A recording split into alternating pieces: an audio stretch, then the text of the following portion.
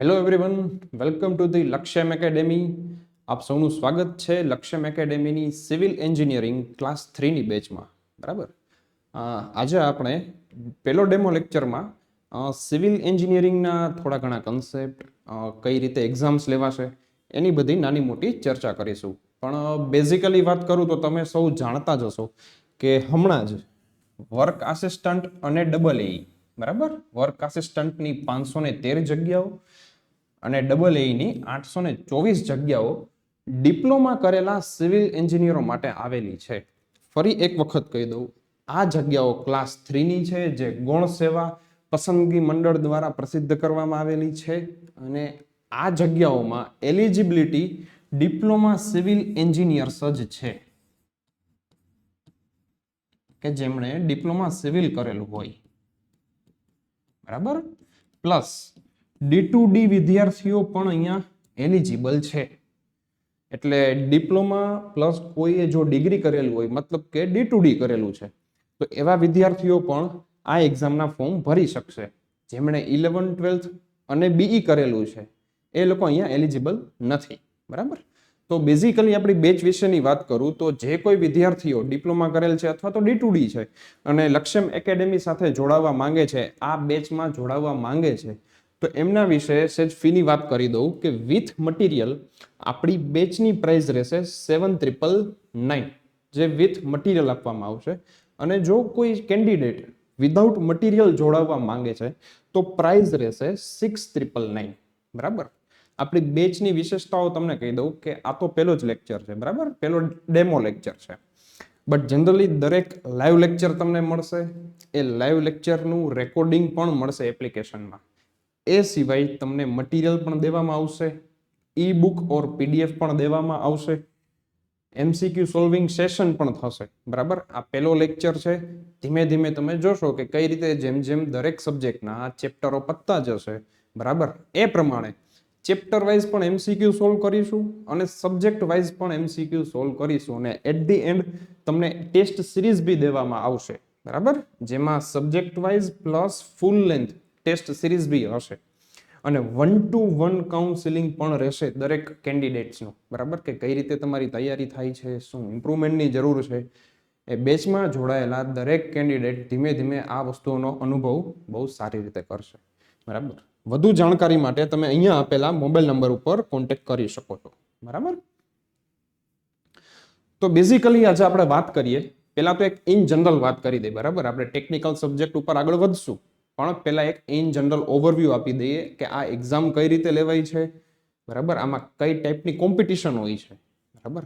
Normally વાત કરીએ તો મોટા ભાગના ડિપ્લોમા ધરાવતા સિવિલ એન્જિનિયરો જાણતા હશે કે લાસ્ટ યર ઘણી બધી ક્લાસ 3ની એક્ઝામ લેવાની હતી. બરાબર. કઈ તો કે ભાઈ વર્ક આસિસ્ટન્ટ છે, બરાબર, ડબલ એ છે, સર્વેયર છે, સિનિયર સર્વેયર છે, આવી ઘણી બધી એક્ઝામો લેવાની, જેમાં ઘણા બધા વિદ્યાર્થીઓ પાસ થઈને સરકારી નોકરીમાં લાગી ગયા છે. એનો મતલબ એમ થાય, તમે એક વખત જોજો જૂના નોટિફિકેશન, કે 1000થી પણ વધારે જગ્યાઓ હતી. બરાબર. આ બધી ભેગી કરીને work assistant, surveyor, senior surveyor, planning assistant, આ બધી તમે ભેગી કરો તો 1000થી પણ વધારે છોકરાઓ લાગી ગયા છે. હવે જે નવી જગ્યાઓ આવી છે એ નવા કેન્ડિડેટ્સ માટે છે. બરાબર. મીન્સ તમને મોકો ફરીથી મળ્યો છે. આપણે જોઈએ કે ગૌણ સેવા પસંદગી મંડળ દ્વારા GSSB દ્વારા ડબલ એની કેટલી જાહેરાતો આવી છે તમે સૌ જાણતા જ હશો. એડવર્ટાઇઝમેન્ટ નંબર 303 છે. ટોટલ 824 જગ્યાઓ આવી છે. આપણે આ બેચમાં તમે છોકરાઓ જેટલા પણ જોડાણા છો, બરાબર, આપણે આ 824 જગ્યા ડબલ એની અને વર્ક આસિસ્ટન્ટ દરેક માટે તમારી આ એક જ બેચ રહેશે. બરાબર. એક જ તૈયારી છે. બરાબર. આપણે એક જ વાર તૈયારી કરશું ને 2 વખત એક્ઝામ દેવા મળશે. તો અહીંયા તમે જુઓ છો ડબલ એની ટોટલ 824 જગ્યા છે અને કેટેગરી વાઇઝ અલગ અલગ આંકડાઓ આપેલા છે, તમને બધાને જાણશે. પણ એક રિક્વેસ્ટ દરેક કેન્ડિડેટને રહેશે, દરેક વિદ્યાર્થીઓને રહેશે, કે અહીંયા તમને દેખાય છે કે ફોર્મ ફિલિંગની તારીખ 13/5/2025 થી 27/5/2025 સુધી છે. બરાબર. મારી એ રિક્વેસ્ટ રહેશે, કોઈ કેન્ડિડેટ કે કોઈ વિદ્યાર્થી આ લાસ્ટ ડેટની રાહ ન જોવે. બરાબર. જેવા ડબલ એ ના ફોર્મ 13/5/2025 થી ખુલવાના સ્ટાર્ટ થઈ જાય છે બપોરે, તો બને તો શરૂઆતના દિવસોમાં જ ભરી દેજો. ખોટી કોઈ ઉતાવળ ના કરે. કાંઈ પણ ફોર્મમાં ક્વેરી હોય તો અહીંયા અમને કોલ કરી તમે પૂછી શકો છો, પણ કાંઈ પણ ખોટી ઉતાવળ કરીને કાંઈ ખોટી વિગતો ભરી ન દેતા, બરાબર. એવું પણ ના કરતા કે લાસ્ટ ડેટ સુધી તમે રાહ જોવો અને ડેટ વહી જાય અને તમે ફોર્મ પણ ના ફિલ કરી શકો, બરાબર. નોટિફિકેશનમાં બધી વસ્તુ ડિટેલમાં આપેલી છે કે તમે ફોર્મ ફિલ કરો ત્યારે તમારે ફીસ પણ પે કરવાની છે, એની પણ લાસ્ટ ડેટ નોટિફિકેશનમાં આપેલી છે.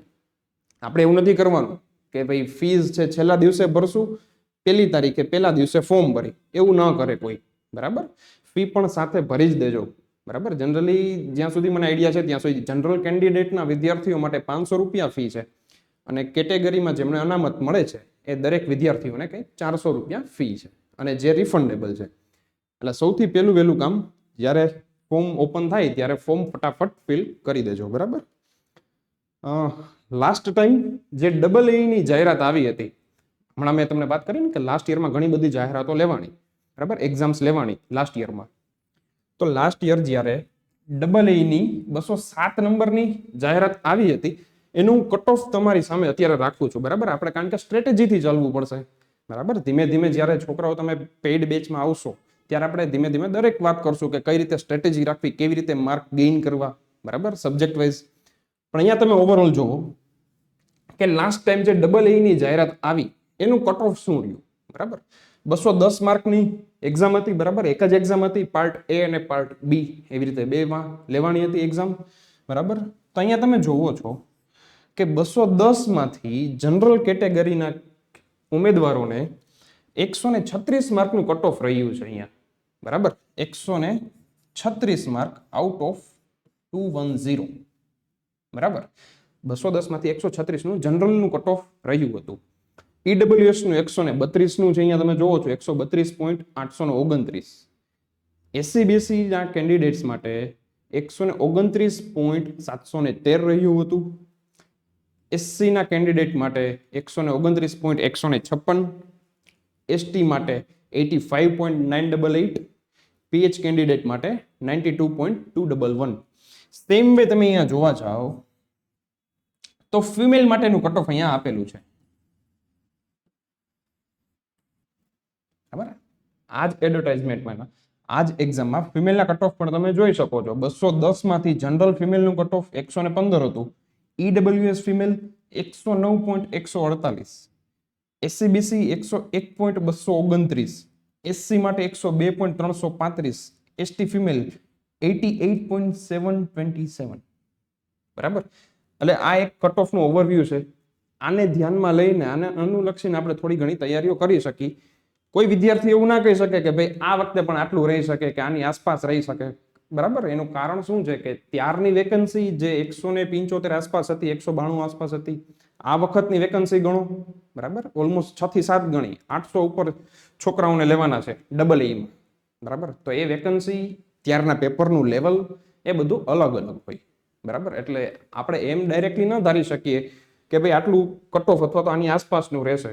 વેકન્સી પ્લસ પેપરનું લેવલ પણ જોવું પડે, બરાબર. તો આ એક AA જે લાસ્ટ યર લેવાની હતી એ એક્ઝામનો કટ ઓફનો ઓવરવ્યુ છે, બરાબર. Same way last year work આસિસ્ટન્ટની પણ એક્ઝામ લેવાની હતી, બરાબર. તમે સૌ જાણતા હશો કે ભાઈ વર્ક આસિસ્ટન્ટની એક્ઝામ પણ લાસ્ટ યર લેવાની હતી. આ વખતે જોવા જાવ તો 304 નંબરની જાહેરાત છે. લાસ્ટ યર જે વર્ક આસિસ્ટન્ટ ઇરિગેશન ડિપાર્ટમેન્ટમાં લેવાની હતી એમાં સમવોટ અરાઉન્ડ 500 જેવી જગ્યાઓ હતી, બરાબર. આ વખતે પણ તમે જોઈ શકો છો 513 જગ્યાઓ વર્ક આસિસ્ટન્ટની આવેલી છે, બરાબર. બેઝિકલી મેઇનલી બધાને તો ઇન્ટરેસ્ટ સેલેરીમાં હોય છે. તો એક વખત વાત કરી દઉં કે ભાઈ AA ની સેલરી છે ને 50,000 જેવી હોય છે, 49,500 જેવી હોય છે, બટ રાઉન્ડ ઓફ તમે 50,000 ગણી શકો. વર્ક આસિસ્ટન્ટની 26,000 રૂપિયા સેલરી હોય છે. આ ફિક્સ પે છે, બરાબર. ફિક્સ પે છે 5 વર્ષ માટે, બરાબર. બંનેમાં ફિક્સ પે છે 5 વર્ષ માટે. પણ તમે જાણતા જ હશો કે પ્રાઇવેટમાં અત્યારે કઈ રીતનું સેલરી સ્ટ્રક્ચર હોય છે, ગવર્મેન્ટમાં કઈ રીતનું હોય છે. એટલે કોઈ આ આંકડાઓને નાના ન ગણે, ફોર્મ ભરી દેજો. મેઇનલી જે ફ્રેશર્સ છે, બરાબર, જે લોકો હમણાં જ તાજેતરમાં પાસ આઉટ થયા છે, જે લોકો જૂના છે, એ કેટેગરીના વિદ્યાર્થીઓને દરેક વસ્તુનો આઈડિયા છે જ, બરાબર. જે ફ્રેશર છે એ ક્યારેય એવું ના વિચારે કે આ વખતે જોઈએ, ટ્રાય કરી લઈ, ન થયું તો નેક્સ્ટ ટાઈમ વાત, એવું ન કરતા. બરાબર. કારણ કે આ જે જગ્યાઓ વર્ક આસિસ્ટન્ટ પ્લસ ડબલ એ ની આવી છે, 1300 થી વધારે જગ્યાઓ છે. આવો મોકો વારે વારે ન મળે. એટલે આમાં એવું ન કરતા કે નેક્સ્ટ ટાઈમ જોઈ લેશું, આ વખતે થાય તો ઠીક છે, થોડી ઘણી મહેનત કરી, છેલ્લા એકાદ મહિનામાં જોઈ લેશું, એવું ના કરતા. બરાબર. પૂરેપૂરી મહેનત કરજો. આપણે એક જ સીટ લેવાની છે. ડબલ એ 824 જગ્યાઓ છે અને અહીંયા જો વર્ક આસિસ્ટન્ટની 513 જગ્યાઓ છે. તમે કેટેગરી વાઇઝ જોઈ શકશો કેટલી કેટલી જગ્યાઓ ફાળવેલી છે. બરાબર. જેવી રીતે આપણે ડબલ એ ની ફોર્મ ફિલિંગની તારીખો જોઈ હતી, એવી જ રીતે વર્ક આસિસ્ટન્ટની ફોર્મ ફિલિંગની તારીખ એક વખત જોઈ લેજો. 20/5/2025 થી 3/6/2025 સુધી ફોર્મ ભરા છે. બરાબર. તો આમાં પણ કોઈ લેટ ના કરે, વહેલી તકે ફોર્મ ભરી દેજો અને વહેલી તકે તૈયારી ચાલુ કરી દેજો. બરાબર મિત્રો. આપણે જોઈ શકીએ છીએ કે લાસ્ટ યર જે વર્ક આસિસ્ટન્ટ લેવાની 217 નંબરની જાહેરાત, એના પણ કટ ઓફ અહીંયા આપેલા છે. જો કટ ઓફ શું છે, 210 માંથી જ છે આ પણ. બરાબર. 116 માર્ક, 116.19 આઉટ ઓફ 210. 210 માંથી 116.19 જનરલ કેટેગરીનું કટ ઓફ રહ્યું હતું વર્ક આસિસ્ટન્ટ એડવર્ટાઇઝમેન્ટ નંબર 217 માટે. બરાબર. અને આમાં જગ્યા 500 અરાઉન્ડ જ હતી. એ ખાસ જોજો, આ વખતે પણ જગ્યા 500 અરાઉન્ડ છે. લાસ્ટ ટાઈમ પણ 500 અરાઉન્ડ જગ્યા હતી. પેપરના લેવલમાં નો ડાઉટ ફેર હોઈ શકે છે. વર્ક આસિસ્ટન્ટનો મેઇન બેનિફિટ એ કહું છોકરાઓ, કારણ કે આ વખતે આ એક્ઝામમાં કોમ્પિટિશન ઓછી હોઈ શકે છે, કારણ કે મોટા ભાગના વર્ક આસિસ્ટન્ટમાં કે સર્વેરમાં લાગી ગયા છે. બરાબર. આ વખતે જે લોકો એક્ઝામ આપશે ડિપ્લોમા વાળા, ડબલ એ અને વર્ક આસિસ્ટન્ટની, બરાબર, તો મેજોરિટી માસ એટલે કે 800 જણા તો ડબલ એમાં લાગી જ જશે. હવે જે ડબલ એ 50,000 વાળી નોકરીમાં લાગશે, એ કોઈ અહીંયા તો આવશે નહીં વર્ક આસિસ્ટન્ટમાં. બરાબર. ઓવરલેપિંગ તો થશે જ. એ ઓવરલેપિંગના કારણે આ વખતનું કટ ઓફ બની શકે આને આસપાસ અથવા આનાથી પણ ઓછું જાય. બરાબર. ઘણું ઓછું જવાની શક્યતા રહે. આપણે એવું કંઈ ફિક્સ ના કહી શકે, કારણ કે બધી વસ્તુ મેં તમને કીધા એમ કે વેકેન્સી પ્લસ પેપરના લેવલ ઉપર ડિપેન્ડ કરે. બરાબર. પણ આપણે તૈયારી તો એવી જ રાખવાની છે કે ભાઈ બને એટલા વધારે માર્ક લઈ શકીએ. બરાબર. તો લાસ્ટ ટાઈમ વર્ક આસિસ્ટન્ટનું 116 માર્ક રહ્યું હતું. ઈડબ્લ્યુએસ નું કટ ઓફ 104.6 રહ્યું હતું. બરાબર. એસસીબીસી નું 101.56, એસસી નું 104 જેવું રહ્યું હતું. એસટી નું 85 માર્ક આઉટ ઓફ 210. અહીંયા તમે ફિમેલનું તો જનરલ કટ ઓફ જોઈ શકો છો, 85 માર્ક છે મિત્રો. ખાલી જે લોકો ફિમેલ મીન્સ ગર્લ્સ છે એ લોકો ખાસ જોવે. બરાબર. 210 માંથી 85.44 માર્ક. હવે આમાં શું કેવું એમ, મતલબ કે ગર્લ્સને ઘણો ફાયદો છે. કોઈ ગર્લ્સ આ ફોર્મ ભરવાનું ચૂકે નહીં બન્યા સુધી. બરાબર. ખાસ ફોર્મ ભરી દેજો. પીએચ કેટેગરીનું 95 હતું. બરાબર. આ વર્ક આસિસ્ટન્ટનું કટ ઓફ હતું. હવે મિત્રો આપણે બેઝિકલી વાત કરીએ, આપણે બધા કટ ઓફ જોયા કે ભાઈ 136 માર્ક, 110 માર્ક, 108 કે XYZ. બરાબર. ગર્લ્સનું કટ ઓફ પણ તમે હમણાં જોયું 85 માર્ક. બરાબર. પણ એક્ઝામની પેટર્ન એકવાર જોઈ લો શું છે. બરાબર. એક્ઝામની પેટર્ન કઈ રીતે એક્ઝામ લેવાય છે તમે એ તો સમજો. આખો જે ખેલ છે એ કઈ રીતે રમાય છે. બરાબર. આમાં કઈ રીતે કટ ઓફમાં આવવું મને પણ ખ્યાલ છે. મોટા ભાગનો માસ ડબલ ઈ માટે જ રમવાનો છે. બરાબર. 50,000 ની નોકરી કોને ન જોતી હોય. બરાબર. વર્ક આસિસ્ટન્ટ 26,000 પણ ખોટી નથી. જેને કાંઈ ના મળે વર્ક આસિસ્ટન્ટ મળતું હોય તો લઈ લેવાય. બરાબર. પણ આખી એક્ઝામ કઈ રીતે રમાય છે, તમે કઈ રીતે આ એક્ઝામમાં સારું પરફોર્મ કરી શકો છો, બરાબર, એનું એક વખત આપણે જોઈ લઈએ. તો કે ભાઈ એક્ઝામ છે ને ટોટલ 210 માર્કની રહેવાની છે. બરાબર. 210 માર્કની ટોટલ આખી એક્ઝામ રહેવાની છે. એક્ઝામ સીબીએલટી અથવા તો એમસીક્યુ બેઝડ. બરાબર. ચાન્સીસ એવા છે કે સીબીએલટી રહેશે. જો કંઈ ચેન્જ આવે છે તો આપણને સર્ક્યુલરમાં ખ્યાલ પડી જશે. બરાબર. પણ આપણે અત્યારે એમ મનમાં ધારીને ચાલશું કે ભાઈ 210 માર્કની સીબીએલટી એક્ઝામ લેશે તો પણ આપણે આપી દઈશું. બરાબર. તો ટોટલ 210 માર્કનું પેપર લેવાશે. હવે એ પણ અહીંયા જોજો, પાર્ટ એ, પાર્ટ બી. બરાબર. એક જ એક્ઝામ હશે. અહીંયા લખ્યું છે 180 મિનિટ આપવામાં આવશે, એટલે કે 3 કલાકનું પેપર છે. 3 કલાકનું પેપર છે, 180 મિનિટ. તમારી પાસે પ્રશ્નો કેટલા હશે? 210. બરાબર.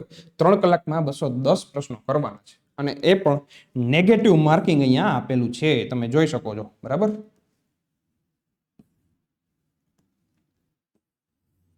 1/4 નું 0.25 નું નેગેટિવ માર્કિંગ પણ છે. એટલે એવું નહીં થાય કે ભાઈ 210 બધા તમે ટીક કરી આવો.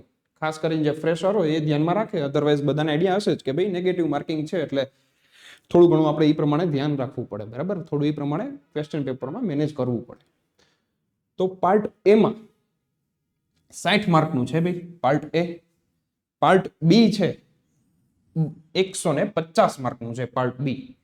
હવે અહીંયા ખાસ જોજો મિત્રો, પાર્ટ એમાં મેથ્સ અને રીઝનિંગ 30 માર્કનું પૂછાય છે, બરાબર. અહીંયા આપણને કહી દીધું છે સિલેબસમાં કે એક્ઝામ પેટર્નમાં, નોટિફિકેશનમાં કે એક્ઝામ કઈ રીતે લેવાશે 210 માર્કની, બરાબર. મેથ્સ છે એ તમારું 30 માર્કનું લેવાશે, રીઝનિંગ છે એ પણ 30 માર્કનું. એવી રીતે પાર્ટ એ તમારો 60 માર્કનો અહીંયા થાય છે. કન્ડિશન શું છે અહીંયા ખાસ જોજો, આ વસ્તુ ખાસ જોજો મિત્રો. આ 60 માંથી પાર્ટ એ ના 60 માર્કમાંથી તમારે 40% માર્ક લેવા ફરજિયાત છે, બરાબર. 40% એટલે કે 60 ના 24 માર્ક તો તમારા આવવા જ જોઈએ પેપરમાં, બરાબર. અહીંયા 24 ના માની લો 20 માર્ક આવે છે કે 22 માર્ક આવે છે, અહીંયા તમે 150 માંથી 150 લઈ આવો છો તો એલિજિબલ નહીં ગણે. કારણ કે આ જે 40% બંનેમાં થવા જોઈએ, પાર્ટ એમાં અને પાર્ટ બીમાં, આ કન્ડિશન સેટિસ્ફાય થવી ફરજિયાત છે, બરાબર. તો જ તમારું આની ઉપર મેરિટ બનશે. એવું નથી કે આ 24 માર્ક અને 60 માર્ક લઈ લ્યો એટલે તમે પાસ, સરકારી નોકરી મળી ગઈ ડબલ એમાં કે વર્ક આસિસ્ટન્ટમાં, એવું નહીં થાય. 40% માર્ક આવ્યા, કેટલા જણાના આવ્યા? તો એ ટોટલ જેટલા જણાના આવ્યા એમાંથી ટોપના છોકરાઓ કેટલા છે કેટેગરી વાઇઝ, એ પ્રમાણે તમારી ફાઇનલ યાદી તૈયાર થાય છે ગૌણ સેવા પસંદગી મંડળ દ્વારા. અને એ પછી ટોટલ જગ્યાના 2 ગણાને ડોક્યુમેન્ટ વેરિફિકેશન માટે ગાંધીનગર બોલાવવામાં આવે છે, બરાબર. એ બધું થઈ જાય, જેના ડોક્યુમેન્ટ પ્રોપર હોય, કાંઈ ભૂલ ના હોય, જનરલી નથી હોતી, બરાબર, ઘણામાં હોય છે. તો એ બધું પૂરું થઈ જાય એ પછી એક ફાઇનલ યાદી તૈયાર કરવામાં આવે છે ને એ લોકોને ડાયરેક્ટલી અહીંયા સરકારી નોકરી મળી જતી હોય છે. એવું નથી હોતું કે અહીંયા મેઇન્સ આવે કે ઇન્ટરવ્યુ આવે, બરાબર. આ સિંગલ એક્ઝામ જ છે, ઓકે. તો અહીંયા તમારે 60 માંથી 24 માર્ક લેવા ફરજિયાત છે, બરાબર. એટલે એવું નથી કરવાનું કે અહીંયા 24 આવી ગયા એટલે પેપર પૂરું, ડાયરેક્ટ પાર્ટ બી માં આવી જવું, બરાબર. જનરલી તમે જોવા જાવ તો આ મેથ્સ અને રીઝનિંગનું લેવલ ઘણું નીચું હોય છે. એમ આઈ મીન જેને નોર્મલ તૈયારી કરી હોય છેલ્લા 5-6 મહિનાથી, બરાબર, ડેડિકેટેડલી, બરાબર, એ આરામથી મેથ્સ રીઝનિંગમાં 40 માર્ક તો આવી જ જાય. 60 માંથી 40 એ બહુ હું ઓછા કહું છું, કારણ કે બહુ ઇઝી લેવલનું આવે છે મેથ્સ રીઝનિંગ, કાંઈ અઘરું આવતું નથી, બરાબર. આપણે ધીમે ધીમે બેચમાં જોશું, જૂના પેપર પણ બતાવીશ કે કઈ રીતના ક્વેશ્ચન હતા, બરાબર. એવી જ રીતે પાર્ટ બી ની વાત કરીએ આપણે. પાર્ટ બી ટોટલ 150 માર્કનું હોય છે, બરાબર. 150 માર્કનું જે પાર્ટ બી છે એમાંથી 30 માર્કનું કોન્સ્ટિટ્યુશન, કરંટ અફેર અને ગુજરાતી અને ઇંગ્લિશ, આ બધું ભેગું કરી અને 30 માર્કનું પૂછાય છે. મજાની વાત એ છે કે આમાં પણ કહી દીધું છે આપણને, જે લાસ્ટ યર એક્ઝામ લેવાની હતી, વર્ક આસિસ્ટન્ટ કયો, ડબલ એ કયો, સર્વેયર કયો, દરેક એક્ઝામમાં અહીંયા પણ કહી દીધું હતું કે ભાઈ 30 માર્ક છે તો કોન્સ્ટિટ્યુશન 10 માર્કનું, એટલે કે બંધારણ 10 માર્કનું, કરંટ અફેર પણ 10 માર્કનું, ગુજરાતી અને ઇંગ્લિશ બે 5-5 માર્કના, એટલે કે એ ટોટલ 10 માર્ક જ થયા, બરાબર. હવે ગુજરાતી અને ઇંગ્લિશમાં તમે દોસ્તો એ જોજો કે કોમ્પ્રિહેન્શન હોય છે, મતલબ કે એક પેરેગ્રાફ આપેલો હશે અને એ પેરેગ્રાફ ઉપરથી તમને ક્વેશ્ચન્સ પૂછાણા હોય, તો જે કોઈ ક્વેશ્ચન છે એ તમારે પેરેગ્રાફમાંથી જ વાંચીને તમારે આન્સર આપવાના છે. એ આન્સર તમારા પેરેગ્રાફમાં છુપાયેલો છે, બરાબર. તો એ ઇઝી જ હોય છે, એમાં કંઈ બહુ અઘરું હોતું નથી. ખાસ કરીને તો તમારે કરંટ અફેર જે છેલ્લા 6 મહિનાનું તૈયારી કરીને જાઓ એટલે મોર દેન ઇનફ છે, બરાબર. અને વાત રહી બંધારણની, તો બંધારણના વિડીયોઝ પણ તમને દેવામાં આવશે, બરાબર, આપણી બેચમાં. બેઝિકલી બંધારણની વાત કરીએ તો જીપીએસસી લેવલનું કે અપર ક્લાસ 3 લેવલનું એટલું બધું હાઈ લેવલનું મીન્સ આવતું નથી, બહુ જ વન લાઇનર ક્વેશ્ચન્સ જ હોય છે, બરાબર. તો એ તમે બધા ક્વેશ્ચન્સ જોશો ધીમે ધીમે આગળ કે કઈ રીતે પૂછાય છે ક્વેશ્ચન, તમને હું પેપર પણ બતાવીશ કે આવા ક્વેશ્ચનો આવી શકે છે, બરાબર. ઇન શોર્ટ 30 માર્કનું તમારું જનરલ સ્ટડીઝ થયું, અને હું જનરલ સ્ટડી પણ કહી શકું, બરાબર. એટલે જીએસ તમારું એમ ગણો ને, 30 માર્કનું આવું બધું આવશે. વાત રહી મેઇન કે ટેકનિકલ કેટલા માર્કનું આવશે, આપણું સિવિલ એન્જિનિયરિંગનું ટેકનિકલ તો અહીંયા તમે જોઈ શકો છો 120 માર્ક, બરાબર, 120 માર્કનું ટેકનિકલ સિવિલ આવશે, બરાબર. તો 120 પ્લસ 30 એટલે કે 150 માર્કનું તમારું પાર્ટ બી થયું, બરાબર. તો આ 150 માર્કમાંથી તમારે 40% એટલે કે 60 માર્ક લેવા ફરજિયાત છે, બરાબર. અહીંયા તમારે જો 60 માર્ક નથી થતા તો તમે એલિજિબલ નથી. અહીંયા પછી ભલે અહીંયા 60 માંથી 60 લેવો, પછી મતલબ જ નથી કઈ, બરાબર. એટલે અહીંયા પણ 60 માર્ક આવવા ફરજિયાત છે, અહીંયા પણ 24 માર્ક, બંનેના 40% આવવા ફરજિયાત છે. જો આટલું તમે કરો છો એટલે તમારે 84 માર્ક થાય, બરાબર. 84 માર્ક તો આવવા ફરજિયાત જ છે આખી એક્ઝામમાં. એના ઉપર જ કટ ઓફ બને, જે આપણે હમણાં જોયા 136 માર્ક, બરાબર. મેઇન તો આની વાત કરું કે લાસ્ટ યર જે વર્ક આસિસ્ટન્ટની એક્ઝામ લેવાની, ફિમેલનું કટ ઓફ તો જોવો મિત્રો, 85.44. રિક્વાયર્ડ માર્ક કેટલા છે? 84. એનાથી ખાલી 1 માર્ક વધારે લ્યો એટલે અહીંયા સિલેક્ટ. આવું લાસ્ટ ટાઈમ થયું હતું, દર વખતે થાય એવું હું નથી કહેતો. પેપરનું લેવલ કેવું છે એના ઉપર પણ ડિપેન્ડ કરે, કેટલા વ્યક્તિઓએ ફોર્મ ભર્યા છે, બરાબર, એના ઉપર પણ ડિપેન્ડ કરતું હોય. બટ જનરલી તમે આ કટ ઓફને ધ્યાનમાં રાખી શકો, બરાબર. ડબલ એ માટે આ કટ ઓફ તમે ધ્યાનમાં રાખી શકો.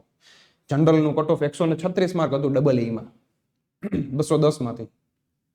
અહીંયા તમે જો લાસ્ટ વર્ક અસિસ્ટન્ટ લેવાની, એમાં જનરલનું કટ ઓફ 116 માર્ક હતું, બરાબર.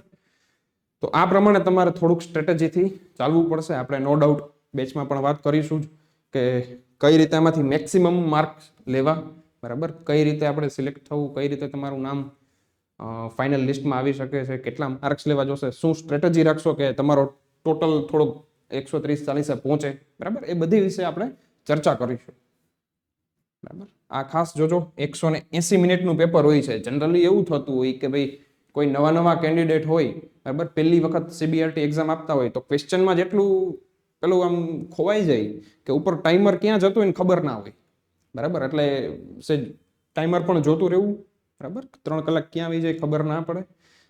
એ બધી સ્ટ્રેટેજી વિશે આપણે ચર્ચા કરીશું પછી, બરાબર. તો સિલેબસની વાત કરીએ કે જે પાર્ટ એ હતો, અહીંયા તમે જોવો છો મેથ્સ અને એપ્ટિટ્યુડ, બરાબર, મેથ્સ અને રીઝનિંગ. તો એમાં કેવા ટોપિક્સ આવે છે અહીંયા તમે જોઈ શકો છો કે રીઝનિંગ અને ડેટા ઇન્ટરપ્રિટેશન, બરાબર. એમાં જો કેવા ટોપિક્સ છે તો કે problems on age, Venn diagram, visual reasoning, blood relation, બરાબર. તો આવા બધા ટોપિક તમારા આ ડીઆઈ છે, આ બહુ સહેલું છે અને મજાની વસ્તુ છે, બરાબર. જે ડીઆઈ કહેવાય છે, ચાર્ટ, ગ્રાફ, ટેબલ. એક ટેબલમાં તમને આંકડાઓ આપેલા હોય, એ આંકડા ઉપરથી જ નીચે 3, 4 કે 5 ક્વેશ્ચન આપેલા હોય, જોઈ અને સોલ્વ કરીને તમારે આન્સર દેવાના હોય છે, બરાબર. તો 30 માર્કનું અહીંયા રીઝનિંગ અને ડેટા ઇન્ટરપ્રિટેશનનો સિલેબસ આપેલો છે. મેઇન વાત, આ સિલેબસ જે હમણાં એક્ઝામની જાહેરાત આવી ડબલ એ અને વર્ક આસિસ્ટન્ટની, બરાબર, 304 અને 303 નંબરની એડવર્ટાઇઝમેન્ટ, જે 800 થી વધારે જગ્યા ડબલ એ અને 500 થી વધારે જગ્યા વર્ક આસિસ્ટન્ટની છે, આ એનો સિલેબસ નથી મિત્રો, બરાબર. આ સિલેબસ જે લાસ્ટ યર વર્ક આસિસ્ટન્ટ અને ડબલ એ ની લેવાની હતી, એનો સિલેબસ હું તમને બતાવું છું. મોટા ભાગના ચાન્સ એવા જ છે કે આ વખતે પણ સેમ સિલેબસ જ રહેશે, સેમ પેટર્ન જ રહેશે, બરાબર. એમાં કોઈ ચેન્જ નહીં આવે. એપ્ટિટ્યુડમાં આપણે જોઈએ 30 માર્કમાં નંબર સિસ્ટમ, જે સિમ્પ્લિફિકેશન, જે arithmetic, average, percentage, profit loss, time and work, ઘણા બધા તમને ટોપિક્સ અહીંયા દેખાય છે. તો આમાંથી જ ક્વેશ્ચન્સ આવે છે મોટા ભાગના, અને 60 માર્કનું આવી જ રીતે પૂછાય છે આ જ ટોપિકમાંથી, બરાબર. સેમ વે પાર્ટ બી એટલે કે જે 30 માર્કનું પેલું હતું જનરલ સ્ટડીઝ, એમાં પણ ટોપિક્સ આપેલા છે કે તમારે બંધારણમાંથી કયા ટોપિક તૈયાર કરવા, બરાબર. અહીંયા તમે જોઈ શકો છો, બરાબર. બંધારણના પણ અલગ ટોપિક્સ આપેલા છે. ફંડામેન્ટલ ડ્યુટી છે, ફંડામેન્ટલ રાઇટ છે, આમાંથી બહુ ક્વેશ્ચન દર વખતે પૂછાય છે, 1-2 તો હોય જ એવરી ટાઈમ, બરાબર. એવી જ રીતે કરંટ અફેર 10 માર્કનું અહીંયા આપેલું હતું લાસ્ટ ટાઈમ કે ભાઈ 10 માર્કનું કરંટ અફેર પૂછાશે, બરાબર. કેવું કરંટ અફેર વાંચવું, કેવા ટોપિક્સ કરવા, એ દરેક વિશે આપણે ધીમે ધીમે ચર્ચા કરીશું, બરાબર. જેમને એક્ઝામ આપેલી હશે લાસ્ટ યર ને એને ખ્યાલ જ હશે કે ભાઈ કંઈક સ્પોર્ટ્સમાંથી 1-2 ક્વેશ્ચન હોય જ, ડિફેન્સમાંથી 1-2 ક્વેશ્ચન હોય જ, આમ કરીને 5-6 માર્કના અહીંયા જ ભેગા થઈ જાય, બરાબર. પણ જનરલી તમે છેલ્લા 6 મહિનાનું તૈયાર કરીને જાઓ કરંટ અફેર, બરાબર, 6 મંથ.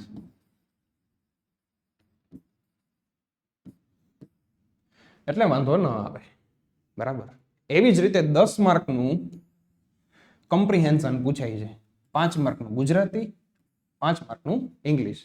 એક પેરેગ્રાફ આપેલો હોય ને એના ઉપરથી જ એના ક્વેશ્ચનના આન્સર આપણે દેવાના હોય. તો આવી રીતે એક જનરલ સ્ટડીનું પણ તમે જોઈ શકો છો, સિલેબસ આવો હતો લાસ્ટ યર. મેઇન વાત, પાર્ટ બી માં સિવિલ એન્જિનિયરિંગનું શું શું પૂછાય છે 120 માર્કમાંથી, બરાબર. 120 માર્કનો આપણો ટેકનિકલનો સિલેબસ અહીંયા આપેલો છે. જનરલી આવા જ બધા સબ્જેક્ટ્સ આપેલા છે, બરાબર. આપણે જોઈ શકીએ છીએ કે ભાઈ જીઓ ટેકનિકલ એન્જિનિયરિંગ છે, MOS mechanics of solid, RCC steel, SA structure analysis, hydrology, irrigation, surveying, BMC building material and building construction, FM fluid mechanics, ટ્રાન્સપોર્ટમાંથી જોવા જઈએ તો હાઈવે છે, બ્રિજ ટનલ છે. આ ઘણા નાના ટોપિક છે, બ્રિજ એન્ડ ટનલ, બરાબર, પણ એ પણ પૂછાય છે. CPM, ECB, water supply and sanitary, building planning અને મોન્યુમેન્ટ્સ એટલે કે સિવિલ એન્જિનિયરિંગ ઇન ગુજરાત. તો આવા બધા ટોપિક છે, આટલા આપણા સબ્જેક્ટ છે, બરાબર. આમાંથી જ ક્વેશ્ચનો આવી શકે છે. 210 માર્કનું ટોટલ પેપર છે, એમાંથી 120 માર્કનું જ આટલું આવશે, બરાબર. 120 માર્કમાં આટલા બધા ટોપિક છે, બરાબર. આપણે વેઇટેજ વાઇઝ પણ તમને એક વિડીયો લઈને આવશું, વિડીયો લઈને બતાવીશ કે ભાઈ કયા ટોપિકમાંથી કેટલું પૂછાણું હતું, કયા સબ્જેક્ટમાંથી, બરાબર. પણ ઓન એન એવરેજ દોસ્તો હું વાત કરું કે ભાઈ 120 માર્કનું જો ટેકનિકલ પૂછવું છે એને, અને એની પાસે માની લો 17 સબ્જેક્ટ લખ્યા છે અહીંયા, બરાબર. તમે નોટિફિકેશનમાં જોઈ શકશો, અથવા તો આનો જે સિલેબસ બહાર આવે એમાં પણ જોઈ શકશો, આવા જ બધા સબ્જેક્ટ્સ આપેલા હશે. પણ હું ઓન એન એવરેજ એમ કહું કે ભાઈ 15 જેવા સબ્જેક્ટ આપેલા છે, ચલો ને 12-15 જેવા. હવે 120 માર્કનું પૂછવું જોઈએ, કેટલું પૂછી શકશે પર સબ્જેક્ટ? 5-6 ક્વેશ્ચન્સ, 7-8 ક્વેશ્ચન્સ, કેટલા, બરાબર. એટલે ઓન એન એવરેજ તમે 6-7 ક્વેશ્ચન ધારી શકો. પછી ભલે વેઇટેજ વેરી થાય કે અમુક સબ્જેક્ટમાંથી 7-8 ક્વેશ્ચન પૂછાઈ જાય, અમુકમાંથી 10 આવી જાય, અમુકમાંથી 2 જ પૂછે, એવું બને, બરાબર. પણ આપણે કોઈ સબ્જેક્ટને અહીંયા નિગ્લેક્ટ નહીં કરી શકીએ, બરાબર.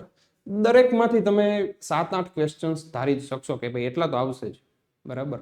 પછી પ્લસ માઇનસ થાય તો એ વસ્તુ અલગ છે, પણ આપણી તૈયારી અહીંયા આપેલા તમામ સબ્જેક્ટ્સની હોવી જોઈએ, બરાબર. આ મેઇન વાત.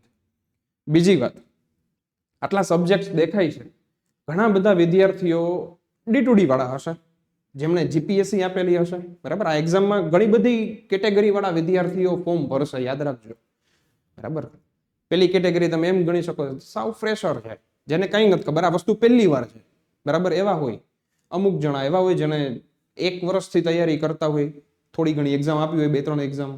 ઘણા બધા એવા હોય 2-3 વર્ષથી તૈયારી કરતા હોય, બરાબર. એટલે બધી રીતના છોકરાઓ હશે જેમણે ઓલરેડી GPSC આપેલી હોય, એમાં ક્લિયર ન થયું હોય કોઈ પણ કારણોસર, અને ડિપ્લોમા કરેલું હોય, એવા પણ અહીંયા ફોર્મ ભરશે, બરાબર. તો હવે તમે અંદાજો લગાડી શકો કે કોમ્પિટિશન કઈ રીતે રહે, બરાબર. કારણ કે અહીંયા 1300 જગ્યા છે પહેલા તો EE અને વર્ક આસિસ્ટન્ટની. ઓકે, વાત એ કરીએ કે ભલે કોમ્પિટિશન જે હોય તે એટલી બધી તો નથી, જે તમને કહું છું એમ કે ભાઈ લાસ્ટ યર તો ઘણા બધા છોકરાઓ લાગી જ ગયા છે વર્ક આસિસ્ટન્ટમાં, રાઈટ. વાત એ છે કે આટલા બધા સબ્જેક્ટ્સમાંથી જો આપણે એવું ધારીને ચાલતા હોય કે ભાઈ પર સબ્જેક્ટ ચાલો ને 7 થી 8 ક્વેશ્ચન્સ આવી શકે, બરાબર. આપણે એક નોર્મલી તૈયારી કરવા માટે તો કયા લેવલના ક્વેશ્ચન આવશે? ગૌણ સેવાની એક્ઝામ છે, ક્લાસ 3 ની EE અને વર્ક આસિસ્ટન્ટની, બરાબર. તો કયા લેવલના ક્વેશ્ચન આવશે? તો મિત્રો એવું નહીં થાય કે GPSC લેવલના ક્વેશ્ચન્સ તમને પહેલા તો પૂછી નાખે, બરાબર. આપણી બેચમાં આપણે કઈ રીતે ભણશું એ બધી વસ્તુ આપણે ડિટેલ્સમાં વાત કરીએ. અહીંયા આપણે PhD નથી કરવાનું. આ બધા સબ્જેક્ટ્સનું કે તમને કોઈ પણ મનગમતા સબ્જેક્ટ હોય એનું PhD નથી કરવાનું, રાઈટ. જેટલું ક્લાસ 3 લેવલે પૂછાય છે એટલી જ તૈયારી કરવાની છે. આપણે ખાલી સિલેક્શન લેવાનું છે, PhD કે MTech નથી કરવાનું અહીંયા, બરાબર. આપણે ખાલી સિલેક્શન જ લેવાનું છે, બરાબર. એટલે ક્લાસ 3 લેવલનું કઈ રીતે પૂછાય છે, કેવા ક્વેશ્ચન્સ આવે છે, એ બધું આપણે વસ્તુ આ સબ્જેક્ટ્સની અંદર ડિટેલમાં જોશું, બરાબર. ફરી એક વખત કહી દઉં, જે લોકો ડિપ્લોમા એન્જિનિયરિંગ ધરાવે છે, જે લોકોએ ડિપ્લોમા કરેલું છે, D2D કરેલું છે, એ વિદ્યાર્થીઓ આપણી બેચમાં અહીંયા જોડાઈ શકે છે. તમને ખ્યાલ જ છે કે વિથ મટીરિયલ પ્રાઇસ રહેશે 7,999 અને વિધાઉટ મટીરિયલ 6,999 છે, બરાબર. કંઈ પણ ક્વેરી હોય તો આ નંબર ઉપર તમે કોન્ટેક્ટ કરી શકો છો લક્ષ્યમ એકેડેમીમાં. બરાબર, તો આપણે આપણા પહેલા ડેમો લેક્ચરની વાત કરીએ તો કે આજે કયા સબ્જેક્ટથી સ્ટાર્ટ કરીશું. બરાબર, તો કે ભાઈ જીઓટેકનિકલ એન્જિનિયરિંગ, એને આપણે શોર્ટમાં જીઓટેક કહી છીએ, અથવા તો સોઇલ મિકેનિક્સ, તમે જે કહો.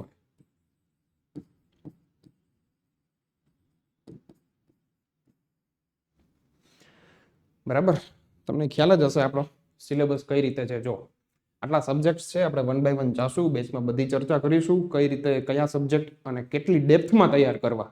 બરાબર, આપણે જીઓટેક થી સ્ટાર્ટ કરી છે. બરાબર, તો પહેલા તો વાત એ કરું કે આ જીઓટેક સબ્જેક્ટ ક્યાં યુઝ થાય. બરાબર, આઈ નો કે ભાઈ ક્લાસ 3 માં કોઈ એવું નથી પૂછવાનું ક્યાં યુઝ થાય. બરાબર, તમે ડાયરેક્ટ સ્ટેટિક પોઈન્ટ ઉપર આવો, ડાયરેક્ટ ટેકનિકાલિટી ઉપર આવો, એવું શું કહેશો તમે. પણ એક જનરલ ઓવરવ્યૂ આપી દઉં કે સબ્જેક્ટનું ઇમ્પોર્ટન્સ શું છે, કઈ જગ્યાએ ફિલ્ડમાં યુઝ થાય છે. બરાબર, તો મેઇનલી જીઓટેકનિકલ એન્જિનિયરિંગ એટલે સોઇલ મિકેનિક્સ. બરાબર, એ તો તમે જાણતા જ હશો. સોઇલ મિકેનિક્સમાં શું આવે તો કે ભાઈ આપણા જે કંઈ કન્સ્ટ્રક્શન થતું હોય ફિલ્ડ પર, બરાબર, જે કાંઈ બાંધકામ થતા હોય, ચાહે ડેમ હોય, કેનાલ હોય, કોઈ પણ બિલ્ડિંગ હોય, રોડ હોય, તો દરેક વસ્તુ સોઇલ સાથે સંકળાયેલી છે.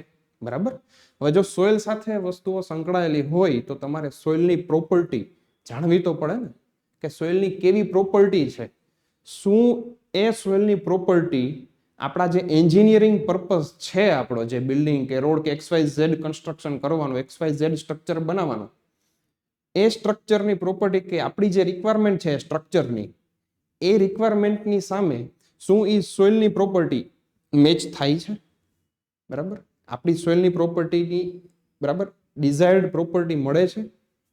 તો એ ચેક કરવા માટે આ સબ્જેક્ટ્સની અલગ અલગ થિયરીઓ ભણવી પડે. બરાબર, સોઇલની જે એન્જિનિયરિંગ પ્રોપર્ટી કહેવાય છે, ઇન્ડેક્સ પ્રોપર્ટી કહેવાય છે, આ બધી બે પ્રોપર્ટીઓ છે, આપણે ડિટેલમાં હમણાં જોશું. બરાબર, તો પેલા વાત કરીએ કે જીઓટેકનિકલ એન્જિનિયરિંગમાં આપણે કયા કયા સબ્જેક્ટ ભણીશું 1 બાય 1. બરાબર, કયા કયા ચેપ્ટર ભણીશું. તો પહેલું ચેપ્ટર છે soil origin and its property. બરાબર, બીજું ચેપ્ટર છે ઇન્ડેક્સ પ્રોપર્ટી ઓફ સોઇલ.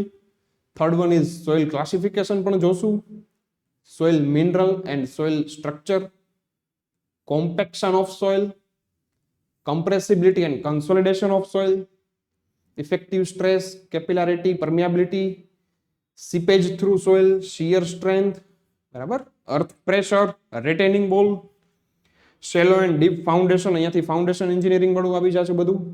બરાબર, વર્ટિકલ સ્ટ્રેસ છે, સ્લોપ સ્ટેબિલિટી છે, સોઇલ એક્સપ્લોરેશન અને સોઇલ સ્ટેબિલાઇઝેશન. તમારા જે એક્ઝામમાં જે કંઈ પણ ક્વેશ્ચનો આવે છે, બરાબર, આપણે 7-8 ક્વેશ્ચનો ગણી શકો જીપીએસસી પર્પઝથી કે એ લેવલે તમે જોવા જાવ તો આ બહુ જ ઇમ્પોર્ટન્ટ સબ્જેક્ટ છે સોઇલ મિકેનિક્સ અથવા તો જીઓટેકનિકલ એન્જિનિયરિંગ. બરાબર, ઘણા બધા ક્વેશ્ચનો આવતા હોય છે. આપણે અહીંયા ક્લાસ 3 ની તૈયારી કરી છે, જૂના પેપર તમે જોશો તો ઓન એન એવરેજ તમને 7-8 ક્વેશ્ચન તો જોવા મળે છે ઓછામાં ઓછા, પછી વેરી કરતા રહેતા હોય. એટલે મોસ્ટ ઇમ્પોર્ટન્ટ સબ્જેક્ટ છે આ. બધા ટોપિક છે એવું નથી કે બધા ટોપિકમાંથી જ ક્વેશ્ચન આવે છે. બરાબર, કયા કયા મેઇન ટોપિક છે એ પણ આપણે ચર્ચા કરીશું, બટ મેઇનલી આપણે આ બધા અહીંયા બતાવેલા ચેપ્ટરો સોઇલ મિકેનિક્સ એટલે કે જીઓટેકનિકલ એન્જિનિયરિંગમાં ભણશું. બરાબર, તો આજે આપણે પહેલા ચેપ્ટરથી શરૂઆત કરીએ કે ભાઈ soil origin and its property વિશે. બરાબર, આમાંથી પણ તમે એમ ગણીને ચાલો કે એકાદ ક્વેશ્ચન તો આવે જ છે. ક્યાં આવે છે હું તમને હમણાં બતાવું. તો બેઝિકલી વાત કરીએ કે સોઇલ મિકેનિક્સ ના ફાધર કોણ છે. બરાબર, તમે સૌ જાણતા જશો ડિપ્લોમામાં કે એવી રીતે બીઈમાં ક્યાંક ભણેલા હશો. બરાબર, કે પહેલી લાઈન જ આવતી હોય છે કે father of soil mechanics doctor Karl Terzaghi.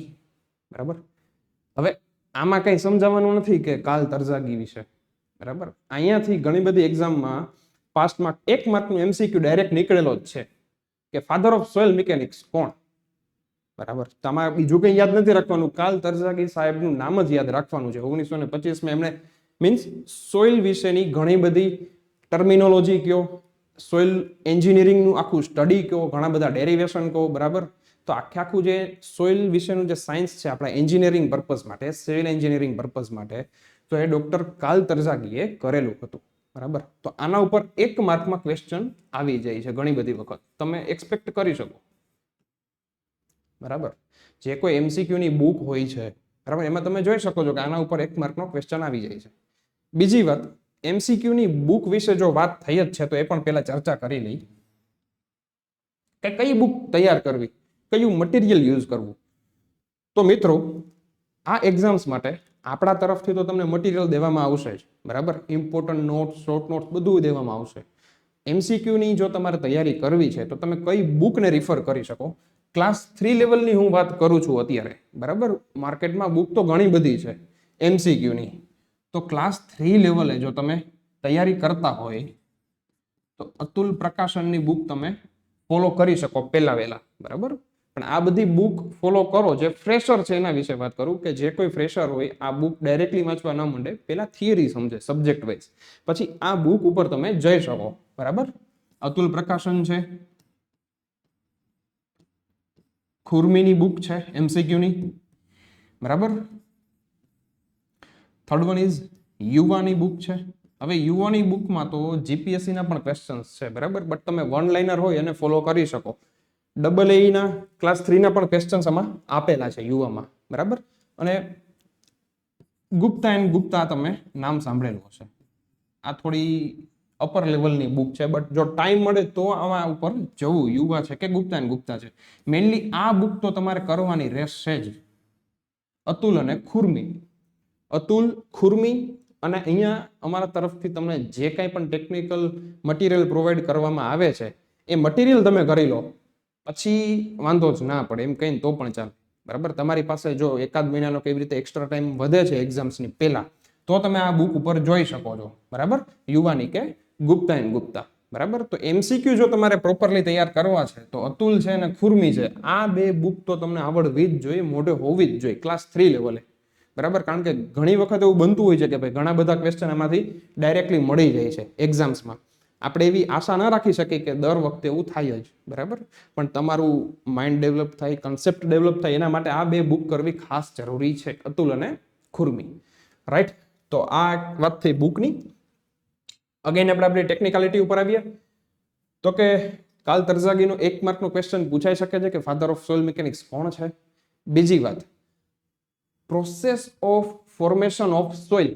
બરાબર, સોઇલ કેવી રીતે બને છે, બરાબર, જે આખી એની પ્રોસેસ છે એ ટર્મિનોલોજીને કહેવાય છે શું. બરાબર, process of formation of soil એને કહેવાય છે પેડોજેનેસિસ. બરાબર, જે આખી સોઇલ ફોર્મ થાય છે, કઈ રીતે ફોર્મ થાય છે આપણે હમણાં જોઈએ. બરાબર, એનો કયા કયા ફેઝમાંથી સોઇલ પાસ થાય છે, પણ જે આખી ફોર્મેશન થાય છે એ પ્રક્રિયા છે સોઇલ ફોર્મેશન થવાની process, that is known as પેડોજેનેસિસ. બરાબર, તો આ ટર્મ ખાસ યાદ રાખજો, ઇમ્પોર્ટન્ટ છે. બરાબર, 1 માર્કમાં આ પણ પૂછાઈ શકે છે.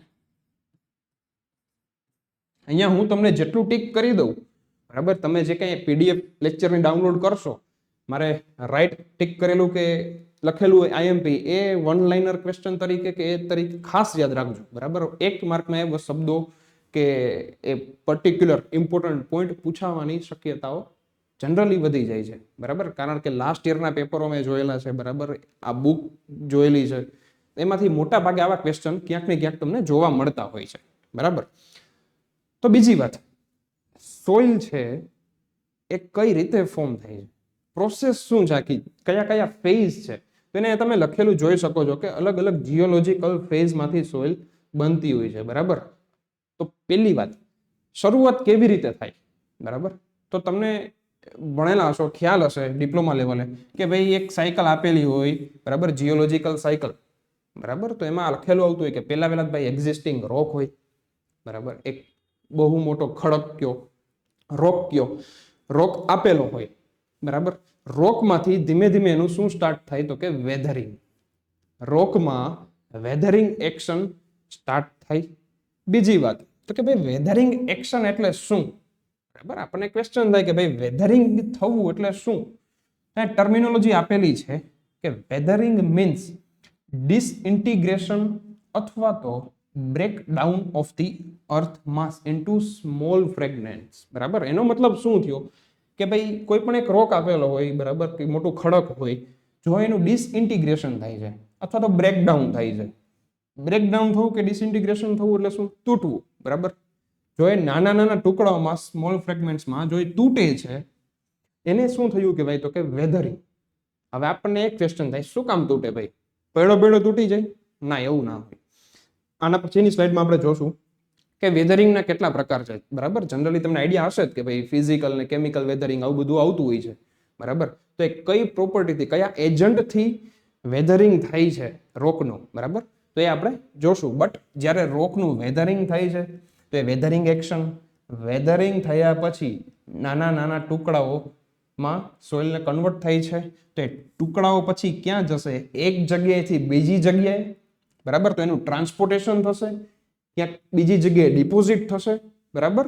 તો એ જ્યાં ડિપોઝિટ થાય છે તો એ ફેઝને આપણે શું કહીએ છીએ? તો કે transportation or deposition of soil or rock, બરાબર. તો એ એક જગ્યાએ ડિપોઝિટ થાય છે તો વર્ષો ને વર્ષો સુધી જો આ પ્રોસેસ ચાલી રાખે તો એક જગ્યાએ ડિપોઝિટ થયા પછી એક નવો ખડક અથવા તો નવો રોક બની શકે, બરાબર. આખું એનું અપહિલ થાય છે, બરાબર. અપહિલ થવું એટલે એક જ જગ્યાએ બધી સોઇલ ભેગી થાય, નવો રોક બને, અગેન નવું સ્ટ્રક્ચર મીન્સ રોક સ્ટ્રેટ આખો જનરેટ થાય છે, અગેન આખી સાયકલ ફરીથી સ્ટાર્ટ થાય છે, બરાબર. તો આ આખી રોક સાયકલ કહેવામાં આવે છે. આ રોક સાયકલમાંથી જનરલી ક્વેશ્ચન્સની સંભાવના ઓછી છે. બટ આ સ્લાઇડમાં તમે જોઈ શકો છો કે કાર્લ તરઝાગી વાળો ક્વેશ્ચન અને પેડોજેનેસિસ એટલે કે process of formation of soil એ પ્રક્રિયાને શું કહે છે? તો કે પેડોજેનેસિસ, બરાબર. આ ક્વેશ્ચન્સ આવવાની શક્યતાઓ રહેતી હોય છે. અને અહીંયા આપણે જોયું કે વેધરિંગનો મિનિંગ શું થાય છે. બેઝિકલી વાત કરીએ, તમને કીધું એમ કે વેધરિંગ એટલે શું, બરાબર, કે વેધરિંગના કેટલા પ્રકાર છે. અહીંયા તમે જોઈ શકશો physical weathering and chemical weathering, બરાબર. કોઈ પણ રોકનું કે સોઇલનું બે રીતે વેધરિંગ થાય છે, ફિઝિકલ ઓર કેમિકલ. પણ એની પહેલા વાત કરીએ કે પેરેન્ટ રોક એટલે શું.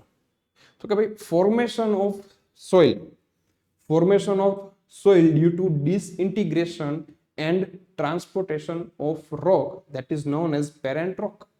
પેરેન્ટ રોકનો મતલબ એક એમ છે કે માની લો કોઈ મેઇન એક રોક છે, એની ઉપર જો કઈ વેધરિંગ થયું તો વેધરિંગ થયા પછી એ રોકના નાના નાના ટુકડાઓ બન્યા. હવે જે નાના નાના ટુકડાઓ બન્યા એની પ્રોપર્ટી કોના જેવી હશે? એના પપ્પા જેવી, મતલબ પેરેન્ટ રોક જેમાંથી છૂટા પડ્યા છે.